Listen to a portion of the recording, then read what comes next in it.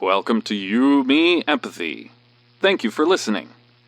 We would like to remind you that this podcast is for informational and entertainment purposes only, and is not a substitute for medical advice, diagnosis, or treatment. Known as just a silly boy with a feely heart. Please consider supporting the show. Check us out on Patreon or simply leave a review on iTunes. Here's your host and creator of the show, Known Wells.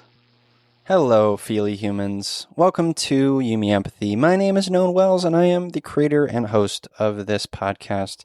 Thank you so much for being here. Thank you for choosing to take some time out of your day to engage with your heart and to embrace empathy and vulnerability and looking inward and these things that will change the world. Okay? These are the things that will change the world. You are doing the work to change your neighbor, change your friends, change your family, to inspire them to look inward and to recognize that feelings are valid and important, and matters of the heart are essential and allow us to connect with each other and to grow and to destigmatize these conversations around mental health. These are the things that are so important to me and are just, I'm just so passionate about them. They're what I want to do forever. And I want to continue growing this show, and I want to continue reaching more people. And so thank you for being here. Thank you for being a part of that. You lovely, feely humans make me feel less alone, which is great and lovely. And we all need that. I feel like a fraud sometimes doing this because who am I? I'm just a silly boy. I haven't even read Charles Dickens' Great Expectations. What kind of loser am I? But I have read Moby Dick, so...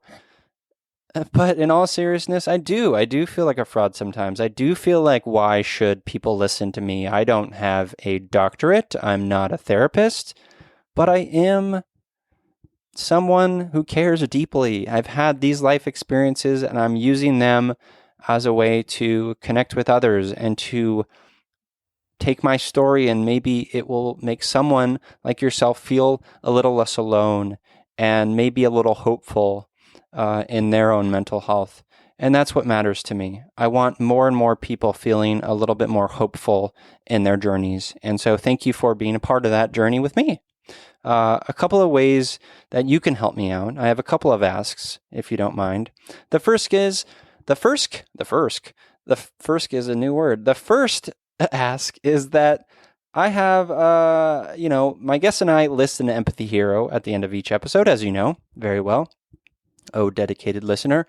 And lately I've been listing off author quotes that I love. But if you'd like to highlight an empathy hero of yours, could be, someone you know personally, could be an author or a character from a book or a movie, please share those with me. I have a page on my website, knownwells.com, NONWELS.com, where you can submit your empathy hero, and I will list them on the show. Isn't that lovely?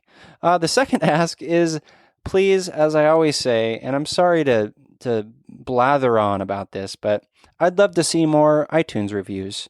So if you haven't left a review, make it your homework this week to do that. I would be so grateful for you if you did that.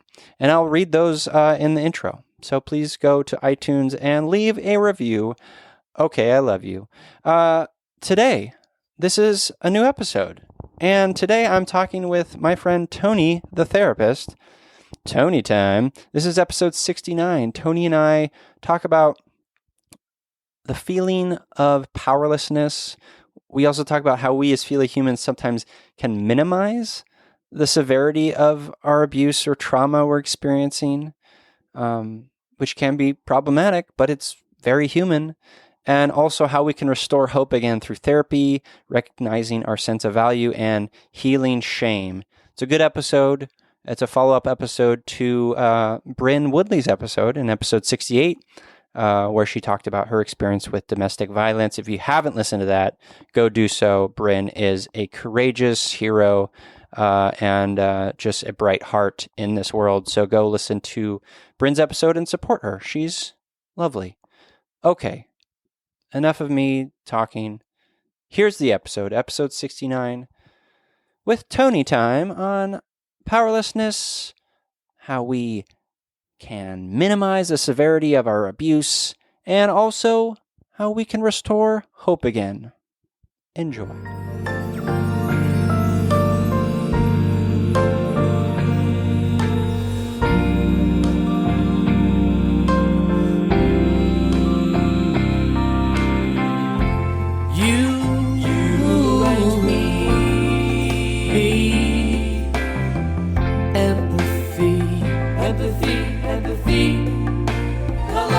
La la la la. You, me, empathy. Yeah. La la la. Welcome to You, Me, Empathy, a podcast about exploring the struggles we face in our day-to-day lives as humans trying to get by on this wondrous and overwhelming pale blue dot. The intent of You, Me, Empathy is to talk openly, without judgment, about our neuroses, our mental illnesses, our shared anxieties and worries, to create a dialogue that is vulnerable and deeply human and empathetic, and to share that dialogue with others to inspire emotional and cognitive collaboration and insight, so we can, hand in hand, break down the stigma that make us feel shame and guilt for struggling, for feeling our feelings, for being human. You, Me, Empathy is a safe, friendly space designed to inspire the beauty in each of us. Today I'm here with the man himself, Tony Time, Anthony Remike. Hello. Hello, Known. How's it going? I'm good, man. How are you? I'm doing pretty well. Are you pretty well? Yeah, I'm doing pretty well. Well, you look great. Thanks. You look great too. The beard's getting grayer, but, I like it though. I think, hopefully, as long as it's, it's hair. I'm just happy because, You've got hair. I've got hair. You've got hair. I've just got hair. Some men do not have hair. And, I am losing it on the top, and if it's growing on my face, that's fine. Well, you're in your 50s. I am. That's It's frightening. I just never thought it would happen, and it did. Do you feel 50? No. I mean, as I think most 50-year-olds would say, they don't. Yeah. It's that weird juxtaposition of what I feel inside and what I see in the mirror. Yeah. And I think when you look at the beard and it's getting grayer and you're like, really? Wow, that's happening. I'm aging. But no, I don't. I mean, I feel great and I feel young, and my wife likes to remind me that I'm not. And Ashley, my daughter, particularly likes to remind me that I'm not. I think because you're older than both of them. Because I'm older than both of them, and Ash, from her young years of 18, 19, almost 19, I'm ancient. So, and she just doesn't want to let me forget that. So, well, which is cute. I think there's a little bit of humbling there that needs to happen sometimes. Yeah. And she likes to, she's the first in line to do that. She likes to keep me in check. Our loved ones do that the best. They do. I they think. do. They know how to just cut to the core. Right. It's like if you're feeling good about yourself, just get right in there and just to keep you humble. I love it. Keep you centered, keep you grounded. So no, they're awesome. They're great. But Ash does like to poke fun at my age. So yeah. Well, I'm not going to poke fun at your age. I think you're a sexy man. Oh, well, you're too sweet. Your beard is very nice. I don't know what I'm saying. Well, you're here on the show because you're a professional in the mental health space. Give me your little spiel that you need to give. So my little spiel is, hi listeners, my name is Anthony Remike, and I am a licensed marriage and family therapist here in the beautiful state of California. And my license number is LMFT 47805, and I am licensed with the California state of, or I should rephrase that. I am licensed in California by the Board of Behavioral Sciences, and I have a private practice in beautiful Newport Beach, California, where I just have the coolest job in the world, and I get to see clients throughout the week and work on all kinds of various presentations and hopefully improve people's relational functioning, and that's awesome. I really have the coolest job.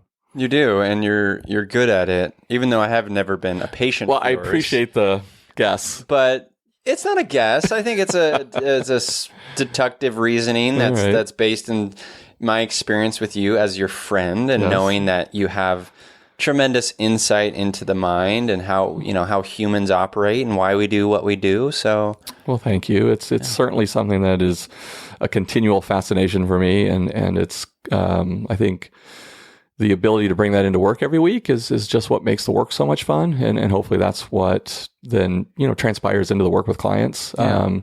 It's such a great job from the career or work, what do we want to call it, profession, from the vantage point of, you're always learning, you're always learning. Yeah.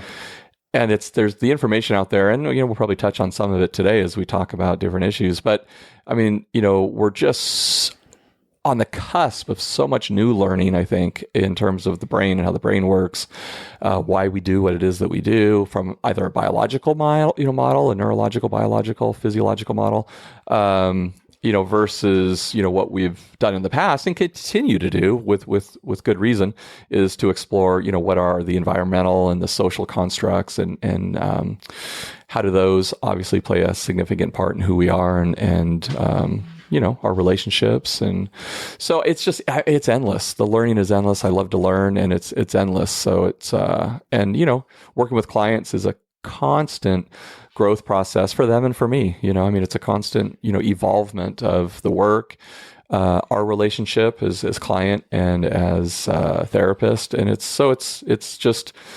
it's never boring, and it's never stagnating. It's always evolving. So it's awesome. For all those reasons. I love the idea. I think it's a perfect anecdote to like how one should really live their life. And by that,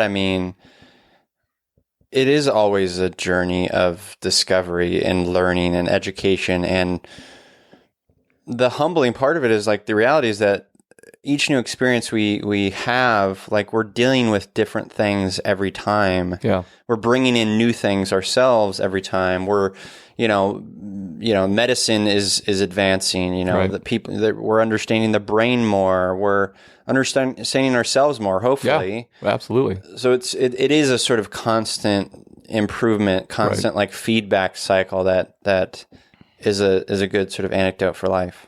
It is, and it never ends, right? It's a continuing process. We don't cross a finish line.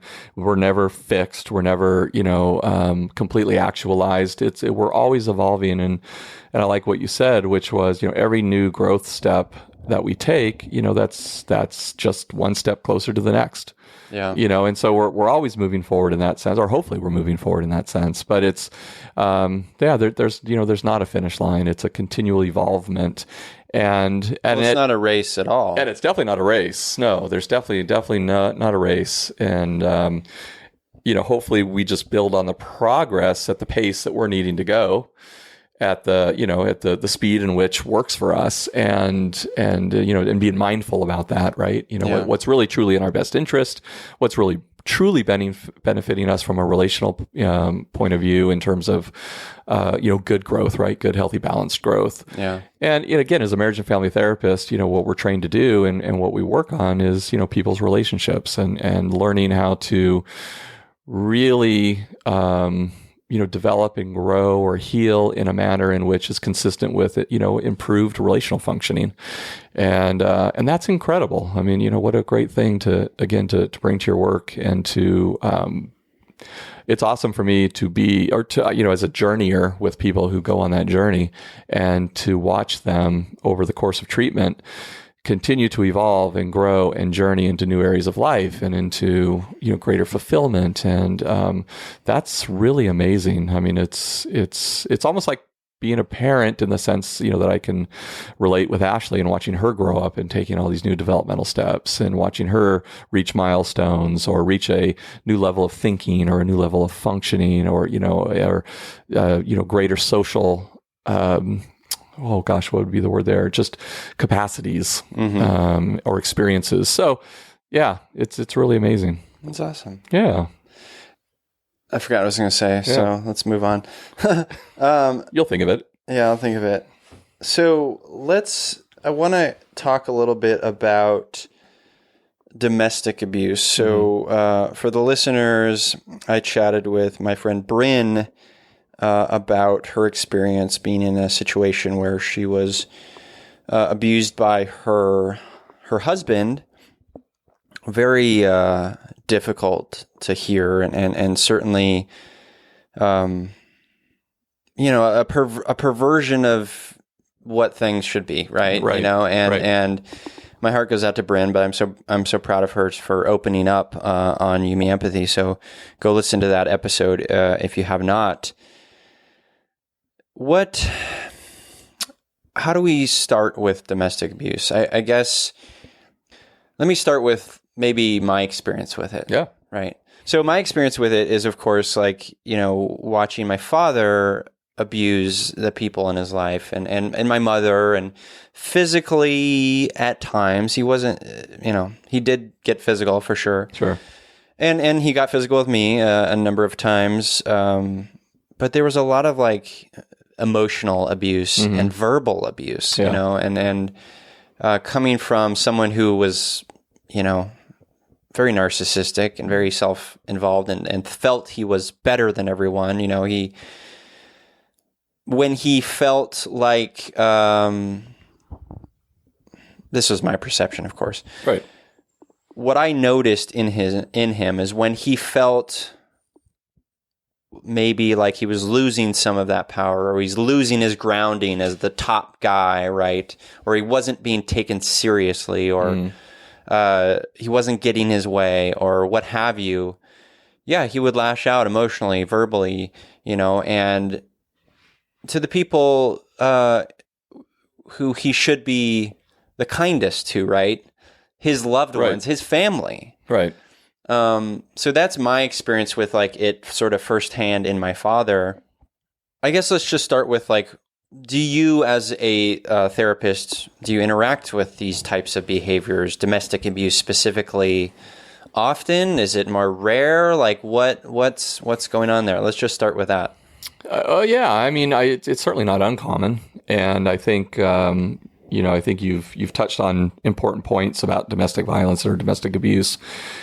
First point that you mentioned that came to my mind that, it might be a good way for us to start talking about this is that I think a lot of times when people think about domestic violence or they think about domestic abuse is they think physical. Right. And I think it's a great, misnomer, and it's a great thing for us to be able to, point out that it's not just physical abuse.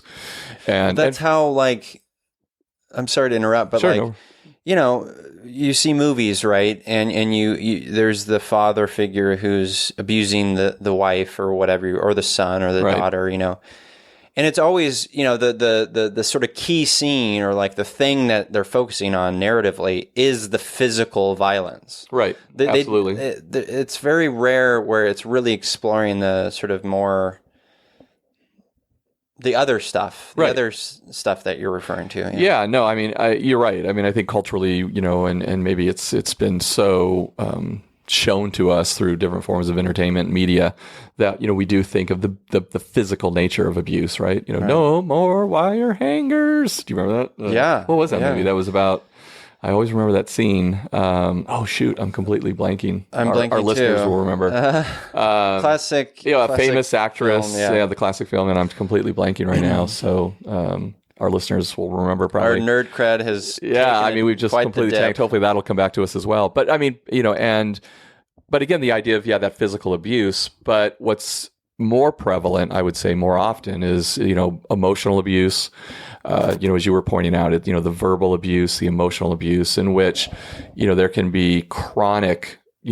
Chronic criticalness, right? Chronic humiliation, chronic demeaning, or the actual controlling aspects of abuse, meaning financial abuse, which is not, again, uncommon. What is that? So it's basically where the person, the partner in the relationship, who in this case would be, the victim or the one who's being victimized, somehow loses, loses control or loses power in the relationship. So essentially, where you see financial abuse happening is where, let's say, one partner has control of all the finances. Oh, yeah. And the other partner doesn't have access, let's say, to any money. They don't have access to, resources technically. Mm-hmm. And so it keeps them, very, very disempowered, right? Keeps them very powerless in the relationship because they don't have access to the financial resources. Codependent? Well, it's not codependent per se. It's just, it forces dependency. Dependency. Yeah. It actually creates some dependency in that case. And so,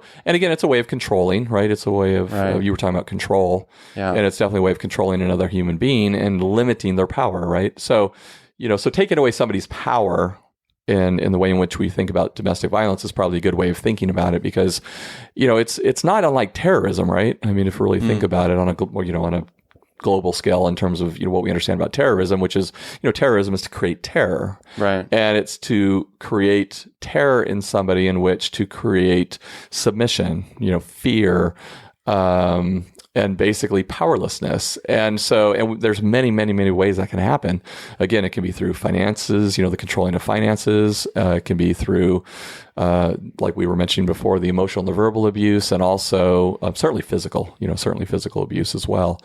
So if there's disempowerment happening, if there's unequal playing fields, so to speak, between two partners, then you want to examine why that's happening and levels of severity, right? I mean, obviously, as we think about this, there are varying levels of severity where this occurs. So, what do you mean by varying levels of severity? I mean, do you, as a practitioner, look at these varying levels as an important part of your? Well, yeah, for sure. For sure, because I think what we're, as a practitioner, what you're looking for is, and what I mean by that is, they're trust, or let's make this quite clear. There's no acceptable levels of physical abuse. I mean, that's plain and simple. Right. That's just simply, that's not acceptable, and in that case, we are really going to, work with a client to find, empowerment, safety. Empowerment may look very different in this case. That is something in working with clients that we want to be very careful about because, their safety is the first and foremost, important thing. And we don't want to necessarily go out and teach assertiveness, right away in terms of pushing back against the person who's abusing you because that may increase the abuse. Right. So, again, this is something that somebody would definitely want to seek out, professional help with because this is something you would never want to navigate on your own or navigate through even the psychoeducation we share here or anywhere. You would definitely want to work with somebody and get some professional help because it's very tricky.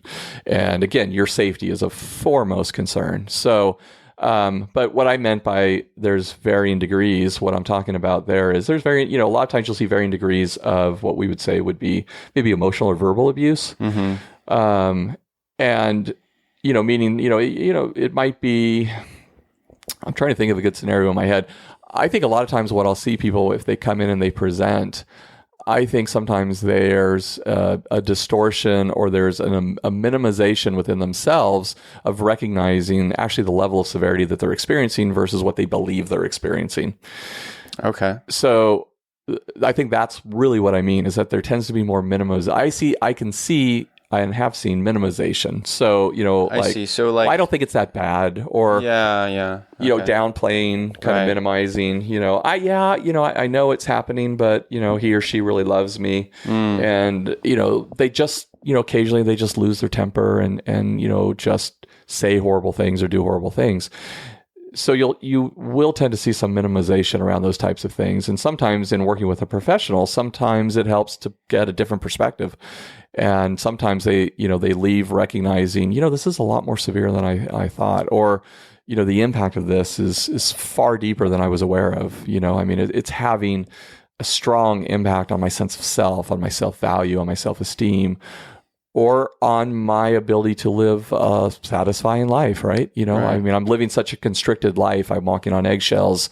I don't want to say something. I don't want to do something for fear that'll activate the other person or trigger the other person into a rage or into physicality. So it's not uncommon, I think, to see those rationalizations and minimizations.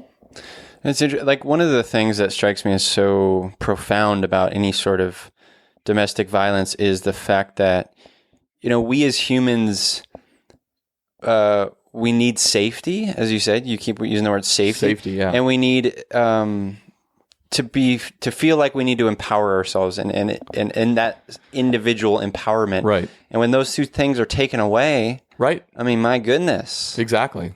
And that's, what we're looking at as well, right? In the relational dynamics, we're looking at, is there safety? Is this person someone whom you feel safe with? And again, that is something to really explore with a professional. What does that mean? What does that look like? But like you said, beyond that, it's, do I feel equally empowered? And that could look very different in a relationship. Sure, we're not, sure. But do I live a life in which I feel, hopefully, in a great healthy relationship, somebody's going to feel supported, encouraged, free to live, the life that they feel, drawn to live, right. Within some compromise, right? I mean, every relationship, obviously brings some level of compromise. We can't always do everything that we want, but having said that, it's important that we understand that, our needs are important, like we always talk about here. Our feelings are important.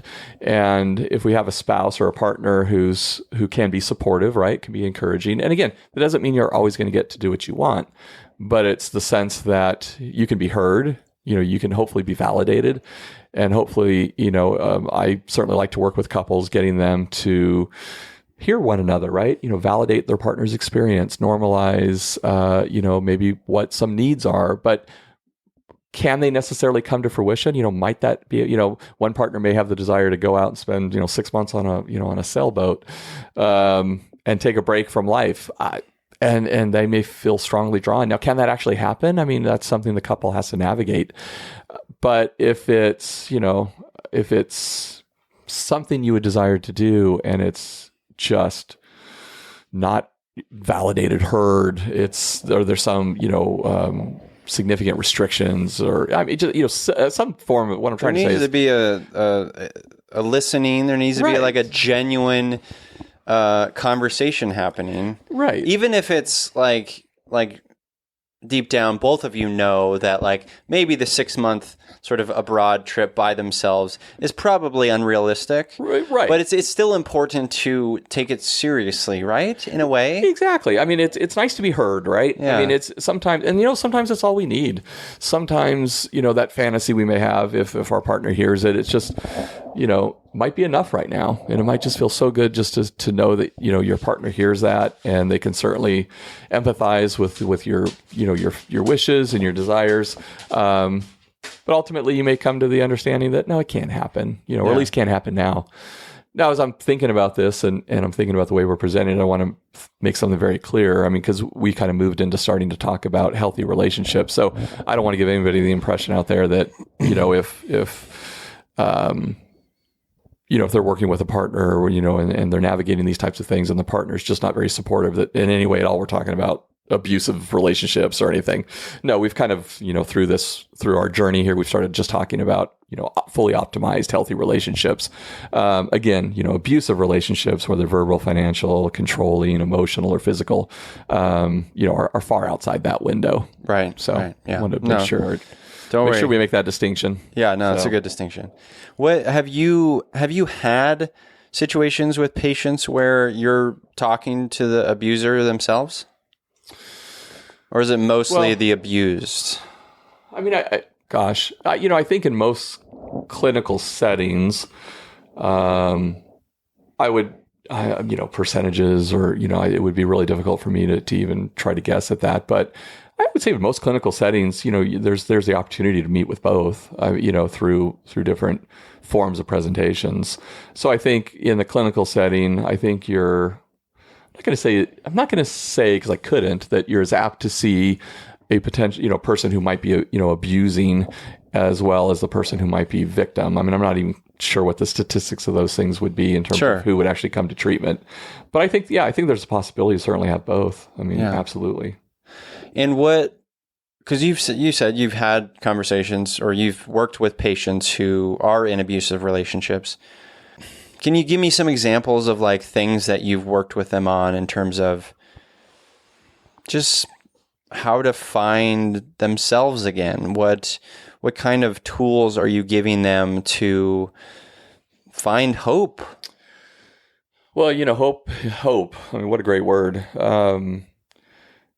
And I would say that is a word, and that is an experience that a lot of, I think clinical practice is aimed around in general.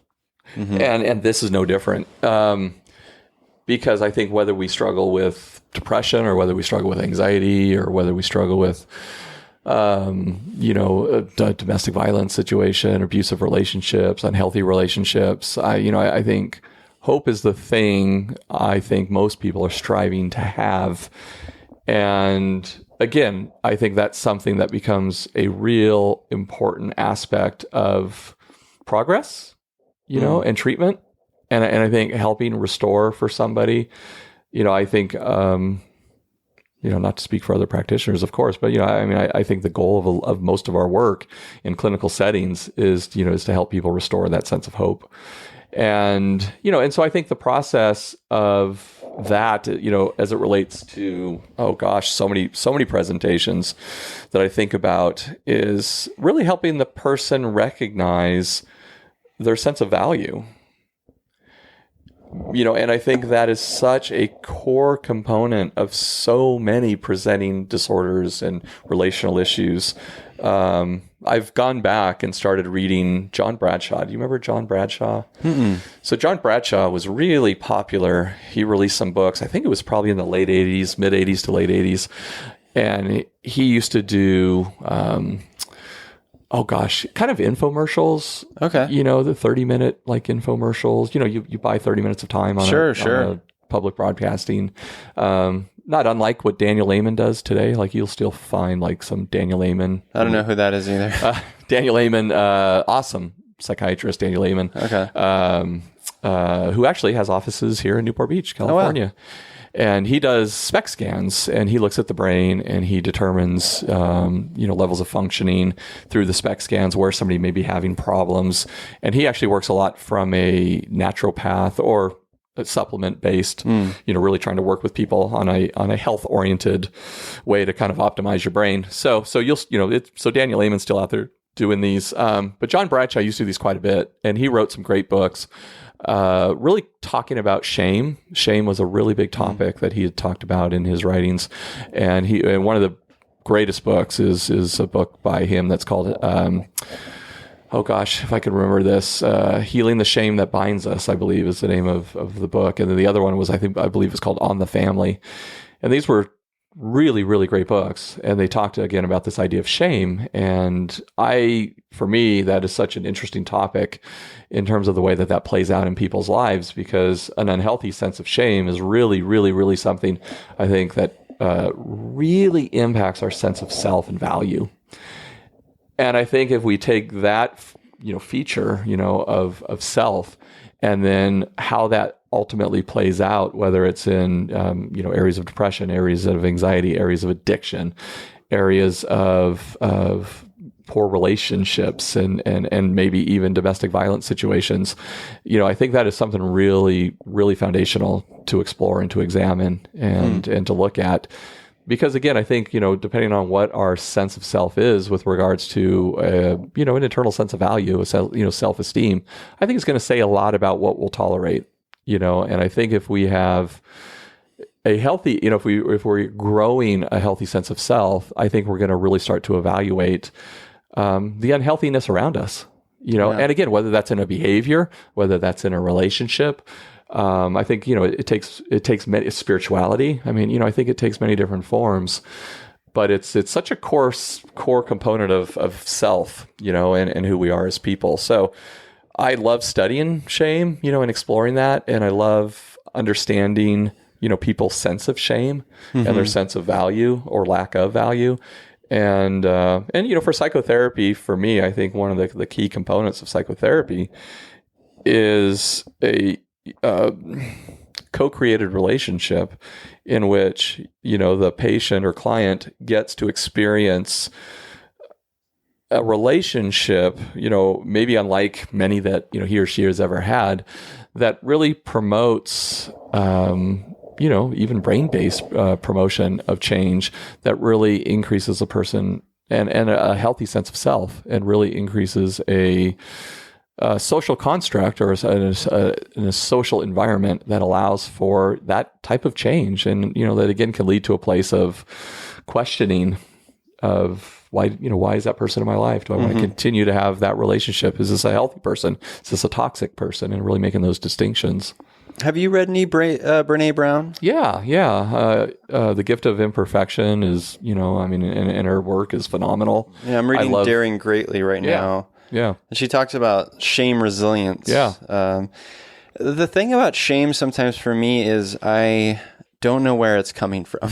Oh, yeah. Right? Like that's the hard part is, right. Like I know that I'm feeling some shame, and I try to work back and understand, like, where's that coming from? And is it about, sort of my insecurities? Is it about not feeling like I deserve love, or like what's going on there? Is that common to like try to like, ask like, where the hell is this shame coming from? Oh yeah. Because it's such a overwhelming feeling at times, and it seems like kind of amorphous and like has no grounding. It's just like this. Yeah. Right. No, I find it to be very common, and I can speak to that personally. As I think very much part of the human condition. Yeah. And I think we all wonder, where does that come from, or why would I allow myself to continue in this relationship, or what am I doing? I know better. Yeah. It's these types of self statements and self questions. But again, to me, that is, so difficult to always answer, right? When we consciously have to try and think about that or reflect, I like that people will reflect on it, and be insightful and wonder. But for me, so many of those early messages, in terms of when was it that our self-esteem or our self-valued or our sense of self was established?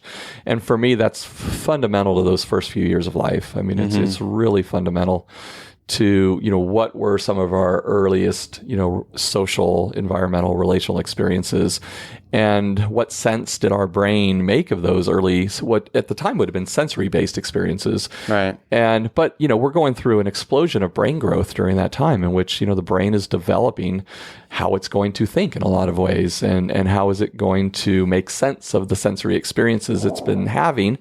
And, so as you're increasing the brain's connectivity to different parts, it's like you're creating a roadmap, and you're creating a structural roadmap. And if a lot of your early, foundational experiences have been poor, if they've been negative, if they've been lacking, if they've been neglectful, part of my understanding is that then my sense of value, or a person's sense of value, is potentially going to be very negative, because what was wrong with me that my needs weren't met? What was wrong with me that I wasn't valuable enough, that, the people around me made me feel good? And if we think about that in a very primitive way, I think most people would say, well, I must be bad.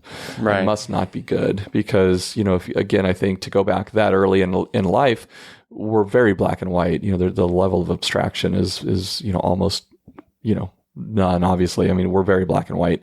And so, which is problematic, but it's, it's fundamental to how we're born, and how the brain starts to grow and form. So it becomes very black and white, and it is problematic in terms of long-term functioning, right? It ends up becoming very problematic with regards to how we take that with us the rest of our lives. And then what do we start, the way I always talk about it is, if you've got, now I'm definitely going to date myself. Most people are going to go, what the hell was that? I think when I was growing up in, late 70s, there was a game that came out where it was like a felt board and you hung it up on your wall. Okay. And you had these little plastic balls that had Velcro and you threw them. Yeah, I remember that. I remember those. It would stick. Yeah, sure. So for me, it's kind of the same idea, and the brain being the felt, piece that you're holding against the wall.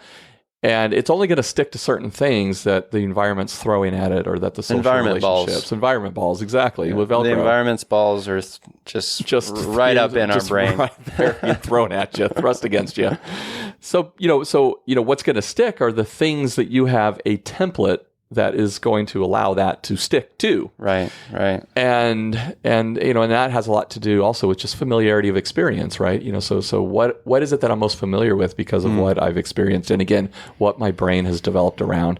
And those are going to be the things that I'm going to generally, what we call attract into our life, or find ourselves accepting, or finding ourselves chronically drawn to. Mm-hmm. So, and again, helping people work past that, so their felt, so to speak, on the wall is much greater. It has much greater capacity to attract, much more healthier things. This is kind of the metaphor there. The felt can be better felt. Well, you can have, instead of one board, there can be 30 boards and balls all up in your face, and so many balls. We're flush with balls. It's like a ball pit up in here. It's yes. So, or a porn set. And am I completely red? Am I completely red? So so we can start to get healthy experiences coming at us, right? Or the identification of who might be a healthy person. What does that even look like? I mean, what does it look like to somebody who did not grow up in a healthy experience? Right. What does a healthy person look like? How would you know that? And a lot of people don't know it until they've done some work. So I want to transition into one other topic that I've been thinking about lately, which is identity. Yeah. So this idea of identity, and I've been sort of going back and forth with some listeners via Instagram, and thinking about identity in terms of my identity, and I have depression, I have anxiety, I have anorexia, or I'm in recovery from anorexia. These are all words that I can use, but how useful are they? Are the labels useful?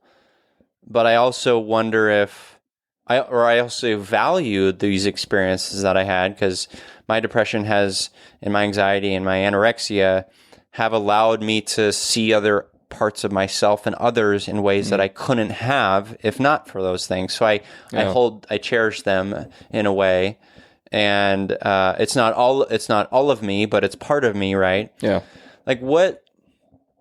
What are your thoughts around identity and mental illness, and labels and not labels, and how that, either inhibits personal growth or promotes personal growth? That is a great question, and unfortunately, I don't think there's a this way's healthy. There's no one size fits all. Yeah, this is definitely not a one size fits all. In fact, I think it's a great topic, because I think it's something, if you put out to 10 lay people, or 10 professionals in the field, I think you'd get at that point 20 wonderful opinions. Yeah. In terms of what it means, all of great insight and introspection and thought provoking. Because I've heard people talk about this and say, gosh, one of the greatest times of my life was when I could finally recognize that I had fill in the blank. Yeah. Put a name to it. Put a name to it. Its power. Right. Yeah. It was so helpful in helping them identify something, a phenomenon that they had been experiencing for so long and couldn't put an identification to it. They couldn't put a definition to it. And it was something that was torturous and distressing, and created so much just, internal disharmony and so to know, to get a diagnosis, let's say, or again, the determining, that they fit the criteria for X, fill in the blank. There's knowledge that comes with it. There's too, so much right? knowledge that comes with that. And now you have a path. Yeah. now you have a path. Now, now you have maybe a treatment plan, and one of the things, obviously we do as therapists is if somebody comes in with a presenting issue, we create a treatment plan around that because, how are we going to work with this person and how are we going to get them to the goals that they want to achieve? So it can be so helpful. And people have just, shared that, that it was just so nice to finally get something. Now, on the flip side, I've heard people say that, well, it all of a sudden can be, if you identify again as X or I have X, then like to your point, like that's who I am and nothing else exists outside of, I'm an alcoholic or I'm a drug addict or I'm a sex addict and that's it. That becomes my determining and defining self. Right. And I think if that's the case, a lot of people have talked about the distress that actually comes with that because aren't I so much more? Right. Is that just maybe a part of me, and aren't I, a spiritual person and a father and a son and a, great employee and I'm a, whatever, We always talk about as a society, like, don't put that person in a box, right? Like don't just label them, just label them a thing and that's what they are. Right. But we also do that to ourselves. And I think we even hold on to that stuff to our detriment. And I think again, it's there's a good part to that. I mean, in totally. terms of kind of the evolutionary perspective of us being human beings. And I think, I think I remember Malcolm Gladwell talking about this, and was it in Blink potentially? But who, by the way, those are some great books. Malcolm I haven't read them, but I've heard. Oh yeah, I love it. Blink, I really enjoyed Blink. Highly recommend Blink. But basically this idea, that hopefully, Malcolm, if you're listening, you'll accept this summary of it. But Malcolm's favorite podcast is You, Me, Empathy. That'd be awesome. I would love it. But just kind of the idea that the book Blink. I mean, that we make quick decisions in the blink of an eye, and I think that is. Certainly to our benefit as human beings, because we have to make quick assessments, right? We have to, make sometimes very quick unconscious decisions about, are we on this side of the street? Do we walk on that side of the street? And this is a great topic. I mean, this can go into the vagus nerve and gut instinct and trusting that. So this could, this might end up being a podcast of its own someday that we do, or a subject that we talk about. But again, this idea that I think we're, as human beings, again, we are designed to make decisions. We're quick to make categorizations, and we do that with ourselves. That's the point, is that we also do that with ourselves. So, yeah. Well, let's put a pin in that and maybe come back to this and do a whole episode. Yeah, on I think that identity. could be really interesting, and on that, it's a great topic, and it's I think there's a lot of different cool ways we could talk about it. And, excellent. Well, let's wrap up this episode. We have another episode to record. We do. So let's wrap this up. Tony, thank you for being a part of this. You're a good dude with a gray beard. Well, gray beard for sure, and I appreciate the good dude part. So, but no, always a pleasure to be here, and always a pleasure to getting to talk about mental health and the stigma, or hopefully the reducing of the stigma of mental health. And totally. So, always a pleasure. Thanks, man. All right, you got it. Well, listeners, definitely follow You, Me, Empathy on Twitter and Instagram at You, Me, Empathy. Give us a rating and review in iTunes. That would be fantastic. I would love you. Tony would love you. Do that. The show needs more reviews in iTunes and not Google if Daniel's listening. Hey, Daniel. And as always, I'm here. You're here. We're here together on this wayward, overwhelming, awe-inspiring pale blue dot. We have each other. It's You, Me, Empathy.